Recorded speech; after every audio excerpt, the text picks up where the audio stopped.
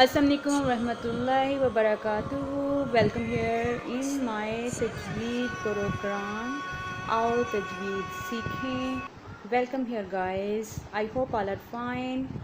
Like and subscribe my channel and share to others people.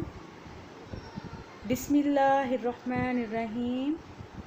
आओ तजवीद सीखें programme में आज हम मीम बा की तजवीद सीखेंगे.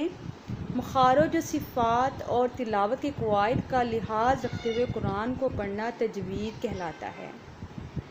मखरज क्या है? वो जगह यहाँ से हरूफ की आवाज़ निकलती है, मखरज कहलाता है. जैसे मिसालें मा शा खा, मा शा खा, ये मखरज की मिसालें हैं. मा शा खा मखरज की जमा मखारिज हैं और 5 मखारिज हैं. होंठ, नाक की बांस, ज़बान, मुँह का खाली हिस्सा, हलक. होंठ, नाक की बांस, मुँह का खाली हिस्सा, हलक. किसी हरफ का मखरज मालूम करना हो तो अलज़बर आ को लीजिए, इसके बाद इस हरफ पर सुकून लगाएं. मसलन अगर मीम का मखरज मालूम करना हो तो अलज़बर में अम, यहाँ भी आप रुकेंगे, वो इस हरफ का मखरज होगा, यानी कि वो जगह होगी यहाँ से हरफ की आवाज़ निकलती हैं. इस तरह दूसरी हरकत लगाने से भी मखरज को मालूम किया जा सकते हैं, जैसे मा मी मू. अब हम शुरू करते हैं मखारिज से. हम हरूफ पर ज़बर के साथ प्रैक्टिस करेंगे, जैसे मा बा वा फ़ा, ना कि मी बे वाओ फ़े, ताकि हम इन हरूफ के मखारिज की शुरू से प्रैक्टिस कर सकें, ताकि हम हरूफ के नज़म का इस्तेमाल कर सकें.